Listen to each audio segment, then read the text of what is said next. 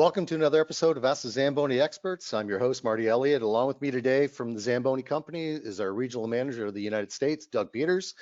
And today we're going to be discussing the preparedness of emergency situations and the proper handling of fuels during situations that occur and have occurred. And our guest today on our episode is Terry Piche, who's the Technical Director of the Ontario Recreational Facilities Association, Inc. Good afternoon, gentlemen. Hey, Marty. Good afternoon, Marty. Good to hear from you guys. Well, let's jump into this, Terry. Due to the recent situation that occurred last week down in the USA, let's talk about this. As far as ORFA, you guys have obviously been following the October 4th ice resurfacer incident in Rochester, New York. Perhaps you can share a little bit with what the position is and what you folks have done. Well, we'll go back to the future. I think it was October the 14th, not the 4th. Regardless of the date, the incident that hit social media, that probably is going to have the filmer of it get some sort of residual check from YouTube. Definitely was a sensation across all forms of social media. And the ironic part of it is it's not the first time it's happened, and most likely it's not going to be the last one that is going to occur in our industry. Yeah, and let's hope it's the last. It definitely was definitely a scary situation for those no doubt present in the structure in that facility, and those of us that have seen that video over and over again. So what's the industry suggesting as a follow-up to this recent situation, Terry? Well, let's back the train up to that last conversation to start things off, Marty, because I was mesmerized by the skaters that were out on the ice surface skating circles around a burning ice resurfacer with no cause of their own personal health or safety. They just thought it was another day at the rink, and they weren't going to give up any of their ice time. So the question becomes is why were they out there in the first place? Because the industry best practice is that this heavy piece of equipment has got lots of blind spots on it. Nobody should be on the ice while the operator's doing his business that are out there. Yeah, definitely expose that situation. As you said, best practices, we know what is right and what is wrong. Certainly demonstrated the wrong process, the standard operating procedure with your ice resurfacer. So let's talk about that. I mean, where do we learn? Where do we go from here? Well, the first thing we're going to give a little bit of a clarifier here that the intent is not to, throw the facility under the bus here in regards to how they handled things. They got caught on film and directly put to social media for all of the operators out there to quickly critique as they sat drinking either a hot coffee or a cold beer and kind of said maybe that's not the way they would handle things. So our intent here is definitely not to shine a bright light on the operation, but maybe reconfirm some of the messages that we've been putting out collectively, both you guys as manufacturers and Resurface and the ORFA through our partnership, our training partnership that we have with the Ice Maintenance Equipment Operations course and our certification, the Certified Ice Technician designation. So this is not new. I mean, we've been dealing with ice resurfacers that unintentionally catch fire. And I can remember having a conversation with Frank Zamboni going back 10 or 12 years ago, because you guys critique our materials, and people need to understand that. We don't write this in isolation. We don't write our materials in isolation. We give both manufacturers an opportunity to go through and critique what we're saying as an industry, to make sure that A, we're accurate, and B, that we're reflecting correctly the way the manufacturer would like to be presented. And Frank reached out to me years ago saying, look, Terry, I'm not really liking the picture of one of our pieces of equipment on fire in your materials. And I pointed out to Frank that we also did his competition, Resurface, and there was references to burning equipment that they've encountered. And what I did say was, look, it's more important that the average person understands that they can catch fire, and it's not a reflection on the quality of the piece of equipment. It's the reality of it is a piece of equipment that's under high pressure, and it's got a lot of contributing factors that at any time can fail. What the average listener's got to appreciate is that you guys build ice resurfacers. You don't build hydraulic hoses.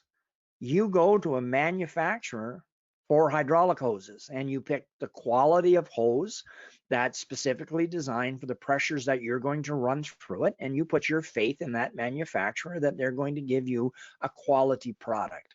Now, as soon as you guys drop it off, then that responsibility becomes mine. And that's no different than the last conversation we had about safe fuel handling in the CNG tank that unfortunately blew up in the University of Guelph. Now, the reality is that can we learn from this event? The sad part is that we're repeating information that we've said for more than 25 years in regards to being prepared for this type of incident. Nobody expects that this is going to happen when they go into work, but we do tell everybody that you have to be prepared in case it does happen. Now, to critique what's been shown on social media, there's some lessons to be learned here. The young driver or the driver don't know how experienced it was. You know what? Under the circumstances, his approach to trying to get the machine off the ice surface into the ice resurfacing room, or maybe even outside, under the circumstances was probably not a bad judgment call. I don't know how I would react if flames started licking up between the seats and the fuel tanks. But at that point, he made a judgment call.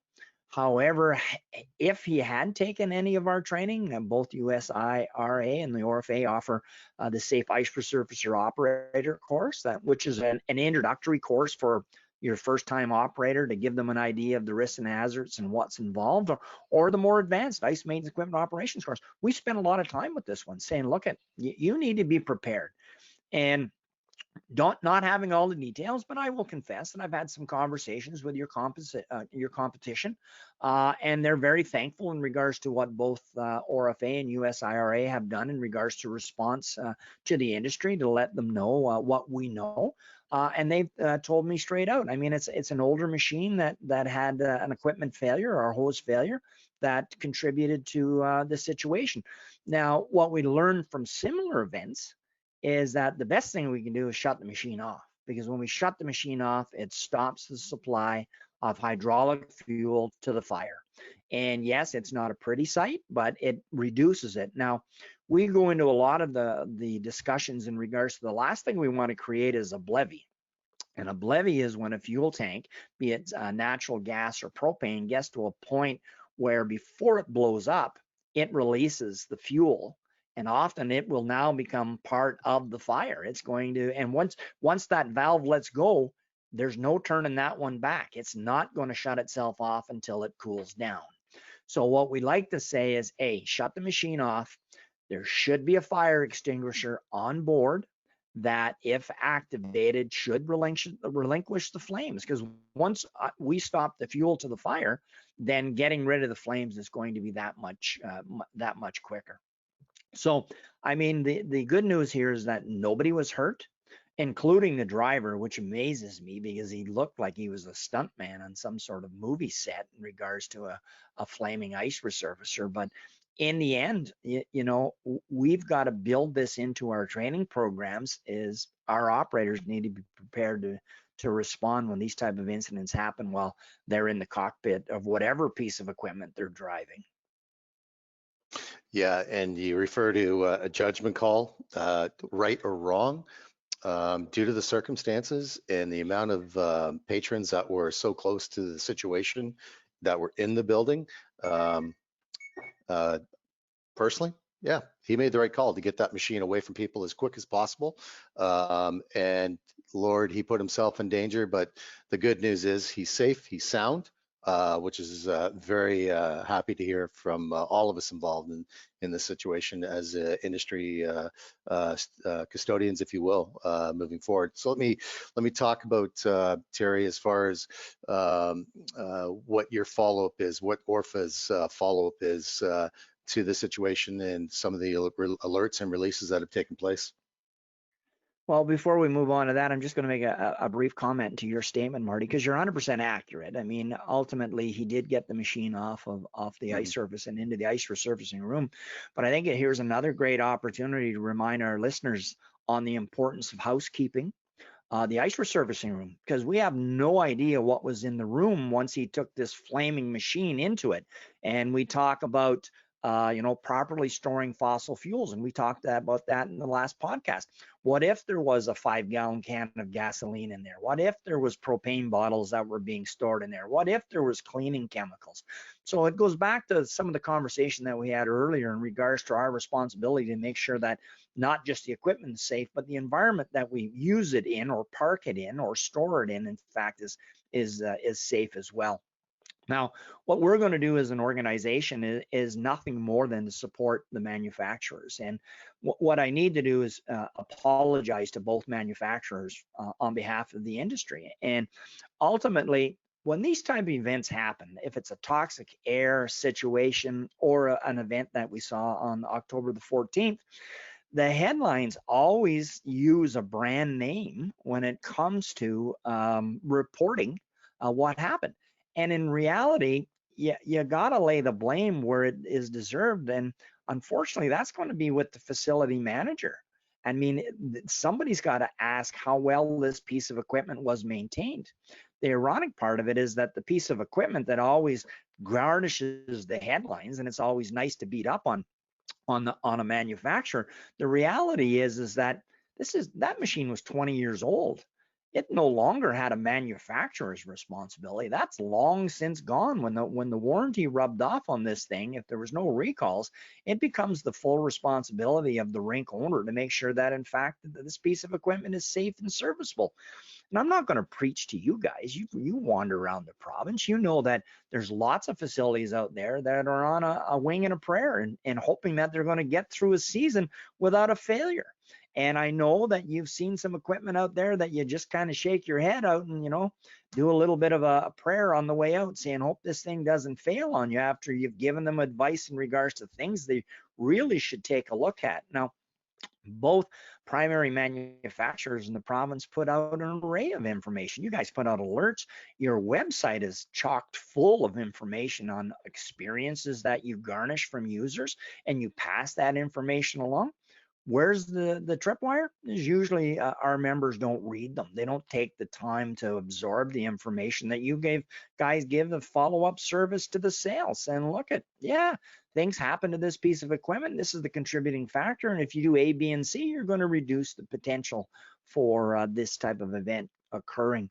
So as much as the event on October the 14th garnished a lot of interest by all forms of media, the reality is that, unfortunately, it's not an isolated incident. I stopped collecting files on ice resurfacers that caught fire. I mean, at the end of the day, to me, there's no story here other than it wasn't properly maintained or it wasn't properly circle checked before the operator went out of it.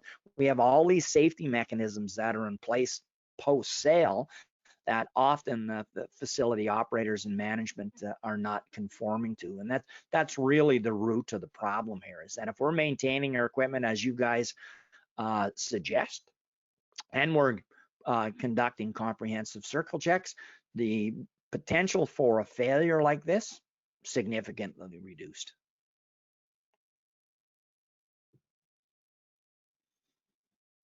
Yeah, definitely. I mean, best practices, which takes me to the next question. ORFA, standard operating procedures and best practices. Let's walk down that path due to this situation. I know what I assist in the ice maintenance equipment operation course with a facilitator, doing best practices and implementing standard operating procedures, but maybe you can take it a step forward, Terry, from the outcome of this incident. Well, I mean, ultimately, the equipment requires some sort of operational manual. Now, you guys, both manufacturers, hand out all kinds of free information in regards to how best to operate this piece of equipment. And that's the foundation block for me to develop the SOP. I then need to marry it into all the other policies and procedures that are relevant to these type of situations to develop the SOP. So underneath the fire code, I need to have an emergency plan in place. And so I need to go back and take a look at the emergency plan to make sure that in fact it does reflect this type of scenario. I mean, we only got a short clip on social media. We have no idea what the action of the operator was after the camera got turned off. But in reality, and like we always like to say in our training program, we're told from the time we enter primary school not to pull the fire alarm. That's bred into us right from the get-go. So what we talk about in our training programs is that as a facility operator in charge of the building under these circumstances, you have the authority to pull the fire alarm. And really, that's what needs to happen. And the ironic part of it is, I don't think anybody in the building pulled a fire alarm. I never heard an alarm go off. Nor did I. And so I mean, here's a prime example of we need to get everybody's attention, because maybe there's people in the lobby that didn't see what was going on, or other parts of the building that we need to make them aware that in fact there's an emergency situation that is happening. So Yeah. all this does is it requires facility management to go back and do a couple of things. One, do they actually have an SOP? If they do, fabulous. Two, is it up to date? Take a look at the date it was created. I'm willing to bet it's probably 10 years plus old. And three, is it actually used, or does it sit in a book someplace as a document that looks really nice when somebody comes along to analyze how operations are happening inside your building? These are tools that will only work if they're used. And if we're not providing that workplace specific training, then it's not going to work. I mean, I always ask the classes, how many of you have actually used a fire extinguisher? Their decorations wherever we go, in a hotel, in a school, in a recreation facilities, they hang on the wall like a piece of art. In reality, as the facility manager, I got to make sure that all my staff actually know how to use this piece of equipment. That means taking them out back and safely lighting some cardboard on fire and let them use a fire extinguisher. They understand how to sweep it, how not to get too close so they don't blow the flames all over the place. We've all been down that road, but in reality, when we take a look at both our seasoned veterans and our part-time staff, most of them don't get any of this type of training because we've lulled ourselves into a false sense of security that everything in fact is safe inside of our operations. What happened on October 14th is a wake-up call, a reminder that on any given shift, we could be going in a whole different direction in regards to keeping the building safe and serviceable.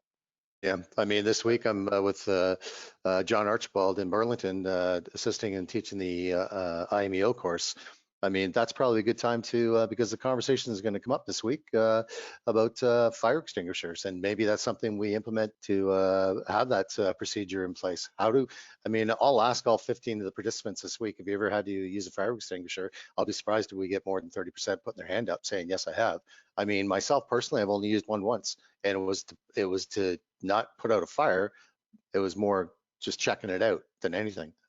So maybe that's best practices in the course moving forward. Yeah, I used to carry the clip from War of the Roses with Michael Douglas when him and his wife were going through the divorce, and the Christmas tree catches on fire, and he's standing there reading the instructions on the side of the fire extinguisher to figure out how it works. It kind of emphasizes that most likely the standard operator is going to be in the same situation. We think we know how to use it, but in fact, it's not. Let me bring my co-host in, Doug Peters from our U.S.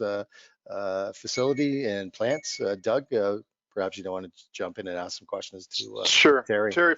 Terry, first off, I want to compliment the ORFA on the letter that they put out.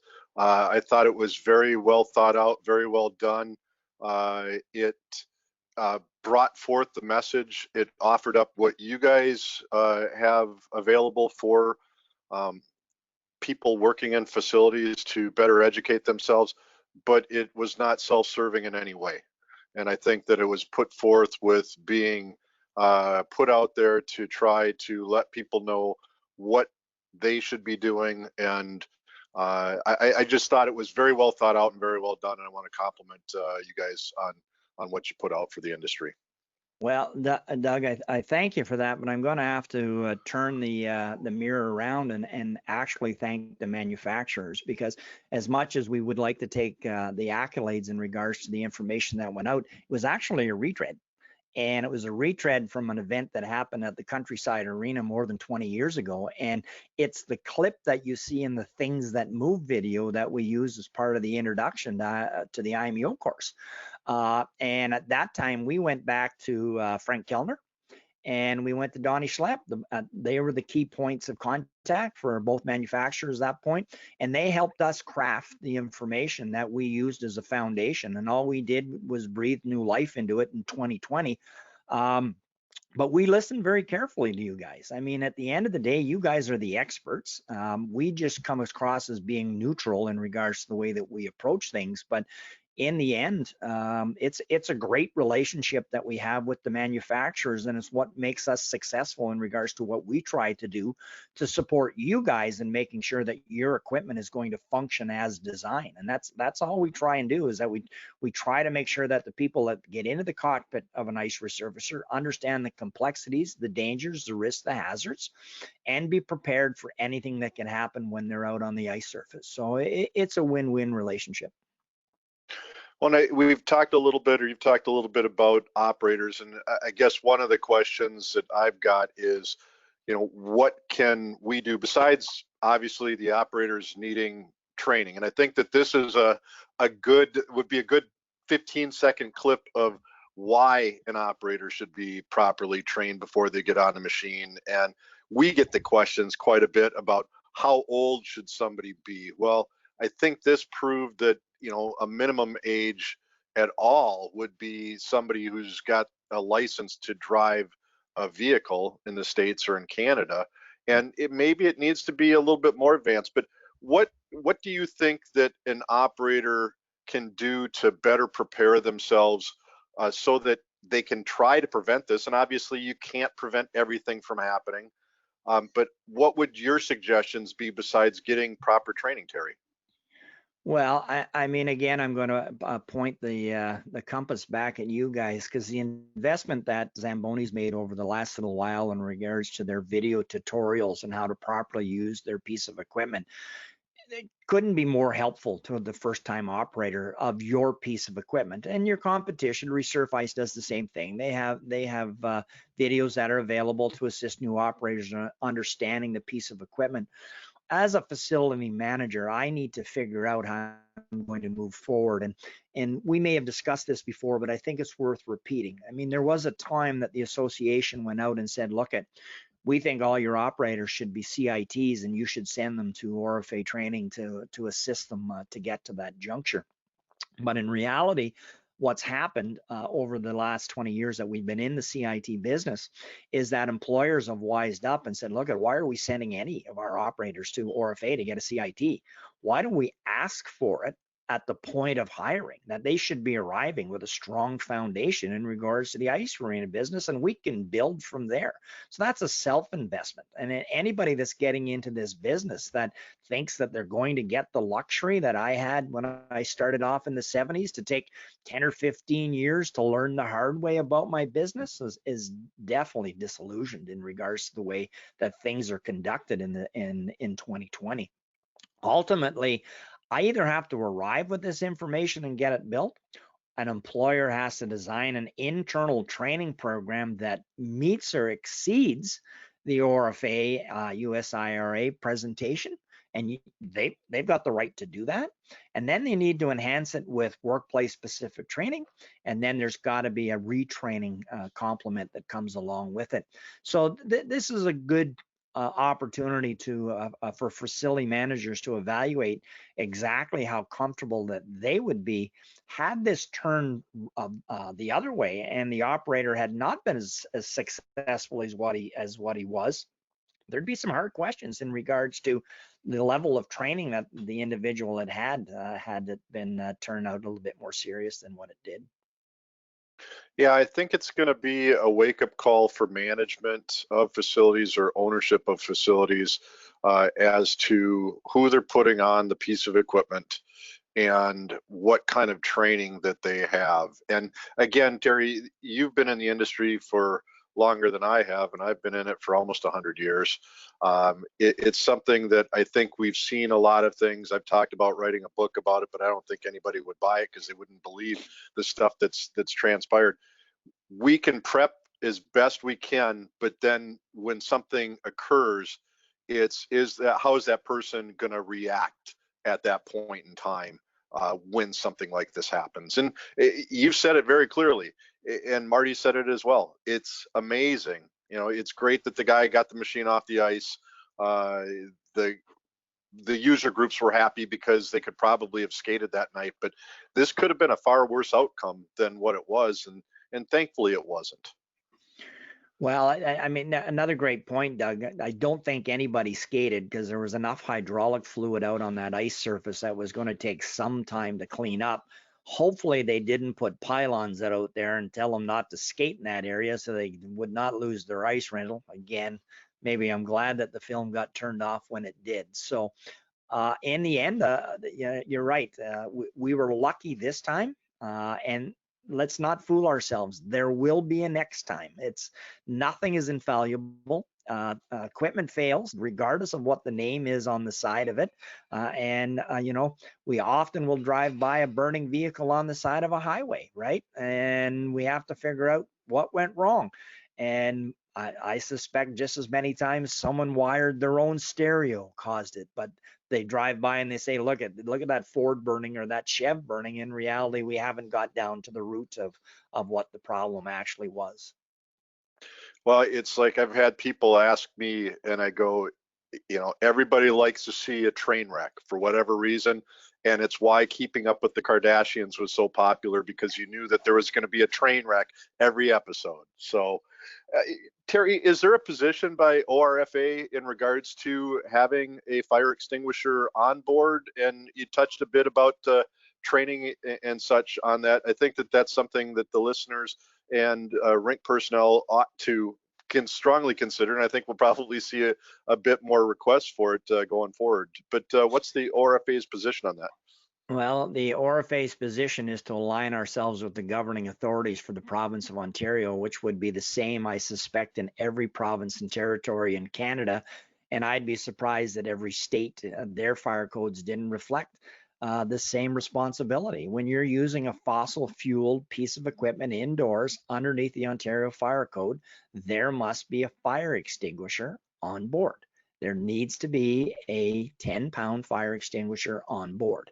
So that is my responsibility as the facility manager to make sure it's there. I would have to talk to Marty at the time of the RFP, and if I wrote into the RFP that I wanted a fire extinguisher, he would add it to the price. No different than resurface would. Now, what happens with in the province of Ontario, most times when the fire extinguisher comes with the ice resurfacer, it's not mounted.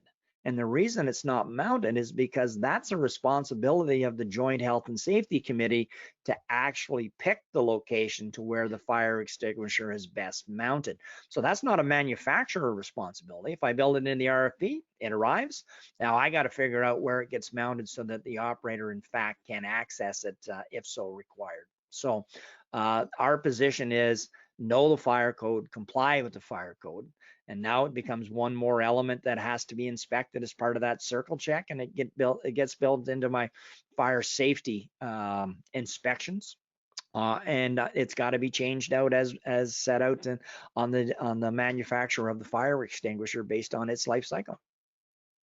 Yeah, and I know that's something at our plant here in California that we have an annual review of the fire extinguishers to make sure that they're code compliant and that there's a variety of extinguishers available, because I believe there's probably one extinguisher that is good for all fires, but not all fire extinguishers are created equal, as I'm sure you're fully aware. I'm going to throw this back over to Marty and carry on the conversation, lads. Thanks, Doug. You know, you made a good point there, Terry, talking about size of an extinguisher. I mean, most tenders in Ontario require 2.5 pound. Some maybe a 5 pound. You made a comment about 10 pound. Is that from our industry powers to be that are recommending that 10 pound size? I would suggest you, Marty, that I'd have to go back and take a look at the fire code to confirm the 10 pounds. It was something that I just pulled from the air in regards to the number. Yeah. Realistically, as a facility manager, I can't see 2.5 pounds doing much other than spitting on it. A 10 pound is really not that big.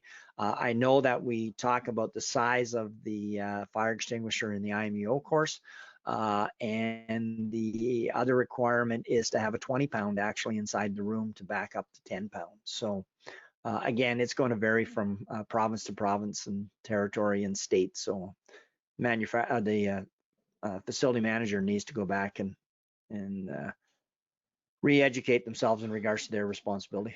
Sure. No, I get that for sure. So let's take a slide here and talk a little bit about, not about the incident, but the actual age of the equipment. And where I want to go with this, Terry, and I want to get your feedback on this, is we've recognized that the equipment was old, 20 years old, somewhere around that age. Specifically talking about best industry practices for trading in or capital investments for municipalities, states, counties, to be able to be prepared to replace their equipment when it's recommended by industry manufacturers. Where's ORFA stand on that as far as best practices?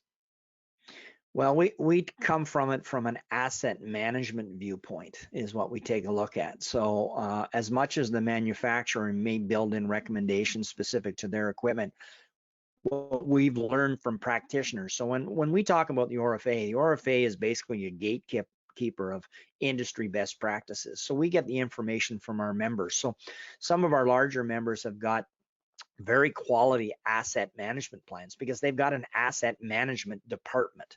It's not an individual inside the facility operation. It's somebody from the outside that's looking over all the different pieces of equipment that a municipality may own, and they sit back and say, okay, what's the best return on investment for our piece of equipment?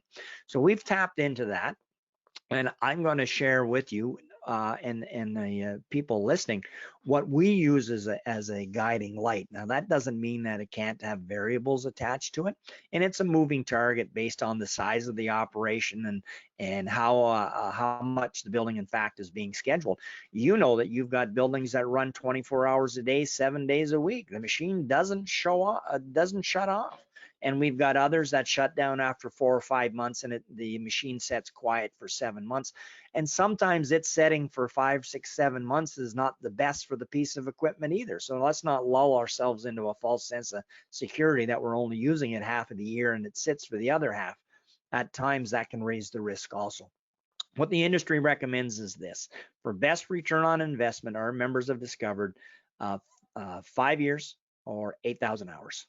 And at that point, if I trade it in and I've maintained this piece of equipment, if we've taken care of it, it's no different than you bringing your vehicle in to trade it in for the next best thing, right? If you've taken care of it and it's well maintained, you got good you're going to get top dollars for it. If you've abused it, you're not going to get top dollars. So if we maintain the piece of equipment, 5 years, 8,000 hours, at that point, you're going to get the best return on investment. And what we need to build into this is that my selling point to those that I have to make the pitch to is that, yes, I'm getting rid of this. Maybe I need to back up here. It's 8 years or 5,000 hours. So let's clarify that. 8 years, 5,000 hours. And yes, the piece of equipment may be functioning fine. But what we need to talk about October 14th, that has to be brought in. Yeah, there's going to be some repairs to this piece of equipment. We've also lost a night's worth of revenue.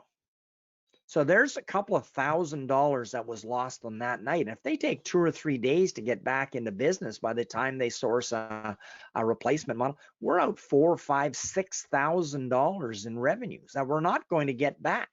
So we got to build that into the potential losses by not having a quality piece of equipment. We go back to what Frank Zamboni said years ago.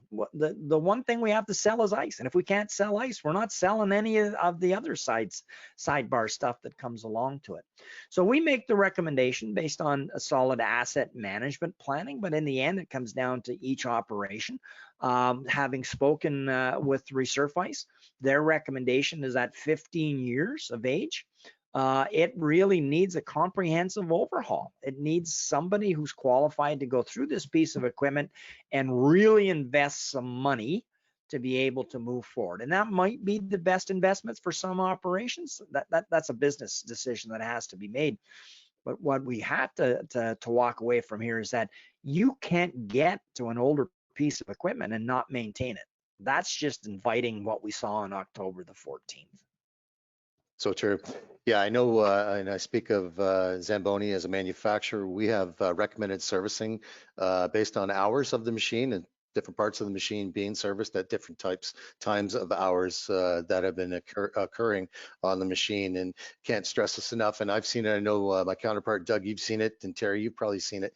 The industry somewhat is reactive, and certainly after this incident on October 14th, hopefully people are going to become more proactive when it comes to taking a look at the machines, properly getting it serviced by their manufacturer's distributor, dealer network, and even their fleet department that services their own municipal or county machines, to take a look at those machines, not just the machine itself, but take a look at those parts of the machines, specifically hoses, hydraulic hoses.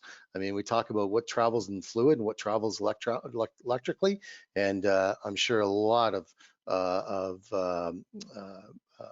distributor dealers are getting phone calls for their manufacturers' machines to be serviced, and those specific parts of the machine to be looked at extensively moving forward. Speaking of moving forward, Terry, how do we move forward? Where do we go from here? What are the best practices for the industry, to say the top 5? I know what I would say. I'd be curious to see where your thoughts are on this. Well, let's not lose sight of this, Marty, building on the comments you just made, is that the listeners need to appreciate that hydraulic hoses can rot from the inside as much as they can rot from the outside. So again, we don't know what the primary contributing factors were, but when we get to a piece of equipment that exceeds that 8 years and 5,000 hours, that's not to suggest by any means that you're not going to be able to get through another season or a week or a month. What we build in and what we focus in on is the operator that gets behind the seat. Ultimately, they need to understand that when they get in the cockpit and they fire this thing up for the first time, is you guys, both manufacturers, very clearly put the make, model, and year that it was built right on the machine for anybody to see. So it's not that it's hidden anywhere. So I want to take a look at it, and if I got getting onto a machine that's 10 years old, and I fire it up and that hour meter says that it's got 7,000 hours on it, I'm going to want to ask some hard questions in regards to how much maintenance has been done to this piece of equipment and who did it. And if all they've done is drop the oil out of a fossil fueled fire machine and change some belts, I think that I need to be a little bit more prepared when I go out onto the ice surface. That's not to suggest that if it's less that I need to be less prepared, but your instincts need to be a little bit tighter and a little bit brighter as things start to move along here. So the takeaways from this is that understand that any piece of equipment, hydraulically powered, ice resurfacer or not, has the potential for failure without warning. It's got nothing to do with make or model. We start to get into maintenance and the investment to keep this piece of equipment in top running fashion, that starts to come into play. Am I prepared for when something goes wrong with this piece of equipment? And we talk about lots of things in the class, right? We talk about the piece of equipment stopping because of no fossil fuel or some other issue, and being able to respond so it doesn't destroy the ice surface and it doesn't create any other problems in a professional manner, versus standing outside or beside the piece of equipment looking like I better get the owner's manual out here to figure out what I should do next. We like to suggest it's got to be the equivalent of a NASCAR crew. Not that we want you to work in that speed, but we want that efficiency. We want you to be able to understand how the piece of equipment can be isolated, how it can be moved, how do I take the pressure off the hydraulic system, all those other things that we talk about. And this is all stuff that has to be practiced. Is there a fire extinguisher on board? Is it been checked? Is it dated correctly? And do I know how to use it? And in the end, have I actually been trained to respond to any emergency situation? Regardless of October the 14th, there's a whole potpourri of things that can go wrong in a building on any given day, that if you're the sole operator, you're in care and control of not only your safety, but the general public safety also. So are you actually prepared to be able to evacuate that building and reduce the potential risk of injury? So to me, those would be the key takeaways in regards to reducing, any type of incidents similar to this one that we saw on October 14th. Yeah, specifically to this incident, being a hydraulic hose, I know all ice resurfacer manufacturers do have a hydraulic sight gauge for their fluid to be looked at. Not to say this wasn't the case, that it wasn't viewed by the operator, but I can stress, and Terry and Doug, that what I do out there in training, specifically the recommendation through the industry association, but also as a manufacturer, I speak of the circle check. And if this isn't prominent and hasn't been best practices for facilities management and operators, I strongly recommend moving forward that it is, because I don't know, but if that sight gauge, hydraulic fluid sight gauge, was looked at, there might have been an indication to the operator being below acceptable volume content, could have indicated to the operator that I've got an issue with my hydraulic lines or hydraulic fluid somewhere, someplace, and the machine might have been taken out of service. Who knows? But I mean, we can all speculate and sit here. But I guess where I'm going is the industry and what we put out there for best practices. Folks, listeners, make sure you're doing your circle checks on a daily basis. There's no question about it. Hey, Doug, anything you want to bring into the conversation before we bring it to a close? Yeah, Terry, I think that you talked about the hours and age of machines, and we're very proud of the fact that we built equipment, and I've seen machines that go back to even before I was born that are still in operation. Are we in support of that? No, we're proud of the fact that our equipment stands the test of time. We certainly don't want to take this as a time to say, hey, people should consider buying equipment. I think what it does stress, and one of the things one of our former dealers used to talk about was getting a machine in for a service program. And I think that our dealers down here in the States have got programs that they go through and do about 40 points where they go through the machine to check things. And it's for a set fee. And I believe our Canadian plant does something similar. And I'm sure the dealers up in Canada do as well. And that's the kind of thing that can help extend the life of machines. But even more so than doing that, I think it gives the customers an idea as to where their machine's at. These aren't pieces of equipment, no matter who the manufacturer is, that you can just add water to it, put another tank of fuel on it, and turn the key and go out there without doing some prep work to it. So I think it's really important that the listeners out there, if they haven't had their machine looked over by a qualified representative or one of our distributors, it's something that strongly would encourage you to do so. It's not going to guarantee that you're not going to have problems, but it's going to help reduce them. And what I try to say is, if you can get the problems to occur not on the weekends when you maybe have the less experienced help going on, but prevent it, find it, and spend that preventative money instead of reacting to it, it's going to go a long way. I will tell you, it's been a long time since I managed a facility, Doug, but I will tell you, even 25 years ago, that I had built in $15 surcharge to every hour of ice that I rented that went into a capital reserve account that basically was put aside to buy my next ice resurfacer. So we figured out what it cost to provide the ice sheet, and then we figured out what it was costing us to maintain the refrigeration plant and maintain the equipment. And the money that came in through a user fee was distributed. A portion went back into general revenues, another portion went right directly into a reserve account to maintain what I considered to be the primary organs of the arena, the refrigeration plant and the ice resurfacer. I can have the most beautiful building in the world, but if the liver and kidneys are not working or the heart's not working correctly, I'm not in business. And the decision makers need to understand the importance of this piece of equipment.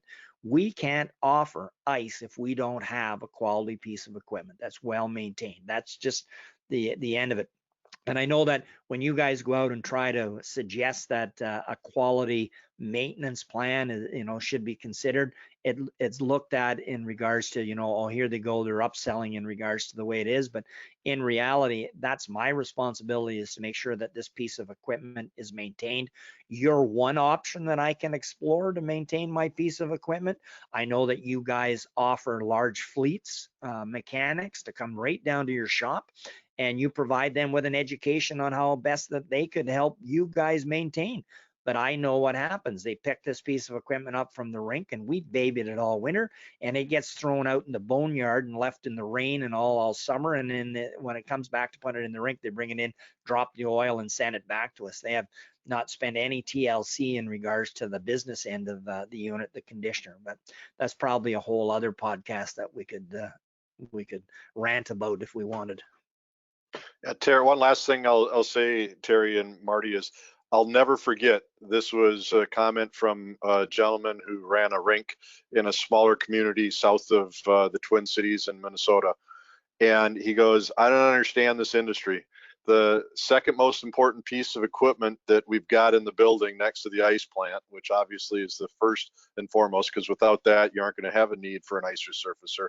And we throw a kid, and this goes back years, but he was probably making $8 to $10 an hour. Throw a kid on the most valuable piece of mobile equipment in the building, and then expect them to understand what they can do to that machine and put us out of business. So that will always stick in my head for as long as I'm on this earth.